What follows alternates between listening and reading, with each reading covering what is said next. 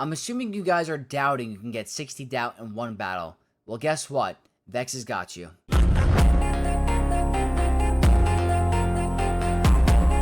What's up, Knights of Vex, and welcome to the Sector 1 Conquest guide for Maz Kanata, where today we're going to talk about all of the Sector 1 feats and how we're going to cheese the Evasion, the Stagger, and the Doubt in one battle each. Some of them might take 1 or 2 battles, depending on the node you get, but the Doubt is absolutely going to be in one battle. Very awesome. I was always worried about Doubt being annoying, but we got the strategy today, so heading into game for Conquest, guys, I want to talk about the data disk that I was working with for Sector 1 only.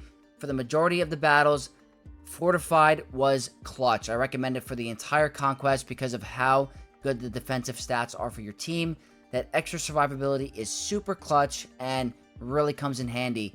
Assertive Command is honestly only needed for the Stagger feat, not really needed for any of the other ones, so I recommend actually taking it off for the Doubt one, but it is very good for assertive for the Stagger. So those are the only 2 data disks that I worked on with this account in the beginning. That is it for Sector 1. But let's get to the first feat, guys, which is 60 doubt in a single battle. I'm excited to show you guys, so let's get to it. So starting with 60 doubt, the node you're going to want to go for is the final sector boss of Sector 1, which is the Kelleran Beck, Barris, Mace Windu, Jedi Anakin, and Ki-Adi Mundi node. So what you're going to want to do is find that node, or get to that node, and this is the team comp. I have to say, this comp over here has helped me with so many different conquests in the past. It's just a little bit of a different variation. I absolutely love the synergy here. It is sick. It's going to be Captain Rex lead, Dr. Aphra for the Doubt, Malik as your absorbing tank with spreading fear, Wat Tambor for his awesome tech, and Omega Fugitive for not only the global feat, but her middle ability, if you have the Zeta, will lower cooldowns, which means more doubt for Aphra. It's a sick combo. I absolutely love it. Requires a certain strategy for survivability purposes and to make sure you get the doubt as spread as much as possible. So heading into battle, I'm going to start the battle on 1x speed for now. We're going to go on 1x speed. Let's go back a little bit. I accidentally had it in 2x, but here, the first thing you want to do is you want to put the weapon tech, which is the last one, on Aphra. That means she's going to be taking more turns. When the enemy takes a turn, she's getting more turn meter, more turns for Aphra, more doubt. You're going to give everyone tenacity up and spread turn meter. Boom. Omega Fugitive's going to go. You don't want to use her first special yet. You want to save that always until Aphra uses her second special every single time. That's the cycle. So here you're going to see Aphra's going to use her AoE doubt. It is attempted but not inflicted, so it doesn't really matter.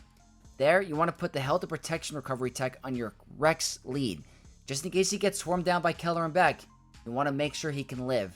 So there, everything else is going to be pretty much other abilities for now, but not that difficult. You're going to see we're going to cycle, and there, Aphra doesn't have her cooldowns yet.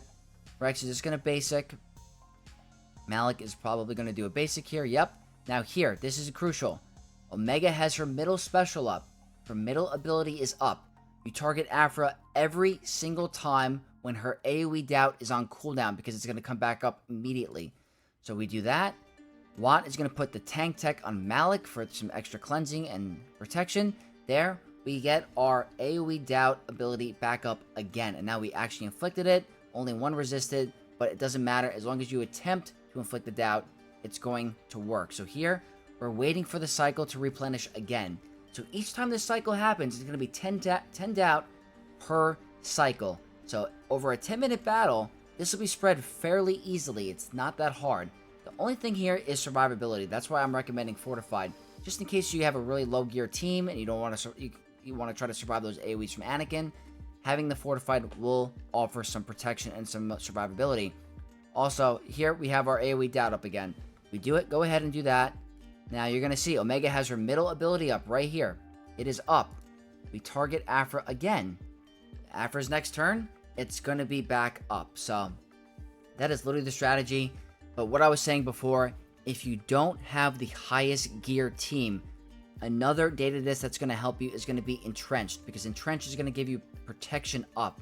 So if you stack a bunch of entrenched data discs, that's only going to protect your team even more.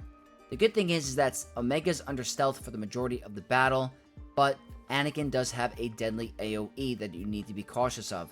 But as long as you have these guys at relics, you're going to be absolutely fine, or even a higher gear Omega should be fine. But like I said, fortified, entrenched if you have for survivability. Obviously, Voluntary Vanguard is perfect here. I was not able to find a Voluntary Vanguard, maybe later on in the Conquest, but you don't want to kill anyone. You want to pretty much just only use Aphra's second special when it's up. Lower her cooldowns, don't kill anyone, pretty much do basics up for the majority of the battle. Use the tenacity up from Rex, spam basics from Watt, boom.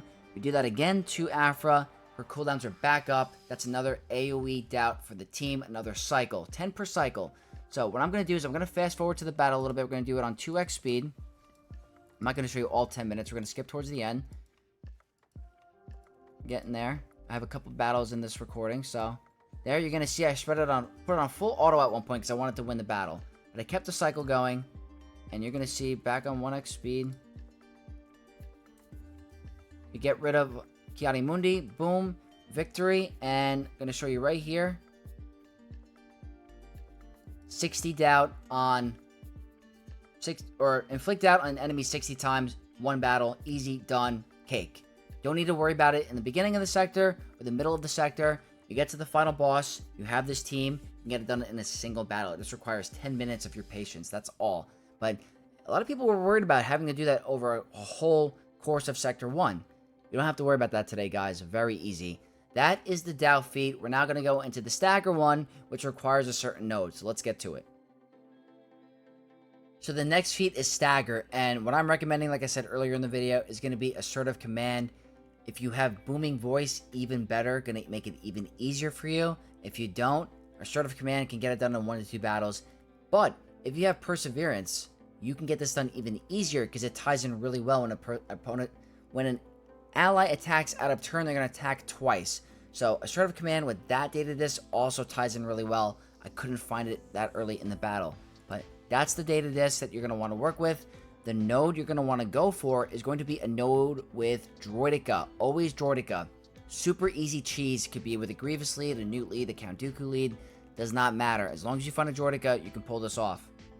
The team is Commander Luke with Han, Chewie, C-3PO, and Veteran Smuggler Han. I was moving a little fast there, but that is the team.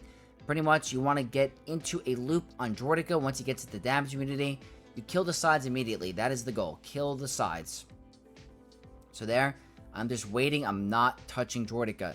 Droideka does the roll. You're in the clear. That's pretty much golden for you. You just got to kill the sides. That is it. You kill the sides. The rest is full auto basic. So you're going to see here, Droideka has the mark. So I'm going to have to rely on Luke's call to action to ignore taunt and kill the sides. So there, I go for Grievous. Didn't get enough damage. I go for a basic to start applying that Stagger. Very simple. I just got to be a little patient here. I do end up doing C-3PO's other ability just to spread that translation and attack out of turn. But there you can see more Stagger being applied on a basic. He double taps on the basic. That's another Stagger. That's more Stagger. I am not pressing into Newt's extortion. I'm just trying to work my way towards Droideka on the Stagger, and eventually once Luke comes up, I'm going to get rid of the other characters. There, to spread a basic, very easy. And then there I'm thinking about what I should do, and now the rest is easy. I go for some Terminator removal on that ability. I do it, the rest is auto basic, and you got about almost 4 minutes of full auto basic where Han is going to be able to attack out of turn because of Assertive Command. And each time he attacks out of turn, that's a Stagger. So that's why I'm labeling this under 1 to 2 battles, because of the RNG with Assertive Command. If you have Booming Voice attached, even easier. You're going to get it done in 1 battle. But so if you guys want to wait until after Booming Voice is unlocked, this can get it done, I promise you, in a single battle. It's not that hard. So the rest is auto basic. I'm going to fast forward until the end just to show you. About 18 seconds left, so I'll show you. The game almost crashes at the end. It always happens when you have that many exposes and all that damage being hit at one point. So you're going to see right here, there's 3 seconds left. I do a big hit. Boom. Battle is over. Victory. And let's see the victory screen. 20 key cards, and boom. Attempt to inflict stagger 60 times. Very easy. I've made a video about this in previous Conquest. Always my go-to for this annoying feat. So that is going to be stagger. We're now going to move into the evasion, guys, and talk about how to get that one. So for the 100 evasion feat, there's a couple different options you can use. I am going to recommend for the cheese one, Galactic Legend Ray, Jedi Training Ray, Wat Tambor, and Armorer. That is it. The nodes you're looking for are a Geonosian node, a Mon Mothma node, or an Imperial Trooper node. Those ones are really good because if they generate turn meter, your whole team is gaining mastery. Jedi Training Ray's mastery increases her dodge chance or her evasion. Very important. So for this battle, I was only able to find a Geonosian node on Sector 1. So that's what I'm going to show you today. But any of those team comps that I have mentioned before will work for you. So I'm just going to openly show you the strategy. Battle's always going to start. You put the tank tech onto Jedi Training Ray. You put the lifeblood on your Jedi Training Ray as well. Next, you have to wait for your armor to cycle a turn and get to the 3 stacks of Beskar armor. Once you put the Beskar armor on your Jedi Training Ray, the rest of the battle is pretty much auto basic. And you're going to see towards the end, she's going to be constantly dodging a crap ton. A ton of dodges. So here we're just waiting for our armor to take a turn. Don't have to worry about anyone else getting targeted because she does have taunt because of the tank tech. But you're going to eventually see they're gaining a bunch of turn meter. So we are increasing our mastery. But you do want to put the 3 stacks of Beskar on your Jedi Training Ray because she can't get crit. And that's only going to help her survivability in case she can't dodge. But you're going to see they do end up getting some hits every now and then. But as the battle goes on, she's going to be dodging a ton of different attacks. So there's a dodge. Yeah, see, it's just constantly eventually dodging throughout the battle. If you can't get it done in one battle, you're definitely going to get it done in 2. I was lucky I found a Geonosian node, so you're going to see all those mass swarms. About half of them are dodges, it seems like. A lot. Dodge. Very, very good. It just takes some time. All full auto basic. I'll show you towards the end of the battle just so you can show you how it ends up and how it looks. Our array ends up doing a little bit too much damage towards the end. There we go. I'm going to show you right here. And the battle's about to end. And let's show the feat victory. And boom. Evade 100. I moved a little bit too quickly there. I just had it. I guess we got to go a little bit quicker. Alright. It's going to show you right here again. There you go. Evade at least 100 attacks in battles you won. Sometimes it's hard to time with the 2x speed on. But yeah, that's what I did for the 100 evasion. Hopefully that helps you guys. We're now going to quickly show you the Depa Billaba surviving feat. I'm going to show you what 2 team comps that I've been using to get it done. So for the Depa Billaba Sector 1 feat, I'm recommending a Jedi Vanguard team with Kelleran Beck, Jocasta, Ayla, Depa Billaba obviously, and Temple Guard. Everyone is pretty much accessible at the moment besides Jocasta Nu. She's a fairly new Conquest character. If you don't have Jocasta Nu, you could throw in Shock T. You're pretty much relying on Kelleran Beck's Mass Swarm, a lot of the damage from Ayla Secura, and Temple Guard I ended up having at Relics because of how good the character is. Only 5 stars. My Depa Billaba is at 5 stars gear 10. I pretty much am using the bonus node for Sector 1, which involves the Bad Batch. So with this, I'm able to actually get the Jedi Vanguard global feat done, as well as the Sector 1 Depa Billaba survival feat as well, while also getting my Datacron farming. So there, I go for a Mass Swarm on Echo, and then the rest is pretty much easy. You could probably get this done a couple times per day, like 3 battles a day or 4 battles a day if you have enough turn meter. Not that difficult, so I just wanted to show you a variation of the Depa Billaba surviving with the global Vanguard feat and getting that Datacron farming material node. So here, very easy, obviously, as long as you can outspeed Echo, and this can go pretty long. I think you can get to pretty low stamina. We're just going to quickly show you on 2x speed how this battle ends, and I'm going to show you a second variation of a team that I've been using as well, but not that difficult. Not difficult at all. Now, if you don't have Kelleran Beck or Jocasta Nu and you have a GL, Jedi Master Luke is your way to go. So he is another proponent of the evasion that if you wanted to get, if you throw in like Jedi Master or Jedi Knight Revan or Grandmaster Yoda, you could spread those buffs. But this is just for the Depa Billaba stuff. That is it, guys. I got the Depa Billaba feat just like that. And yeah, that's going to wrap up Sector 1, guys.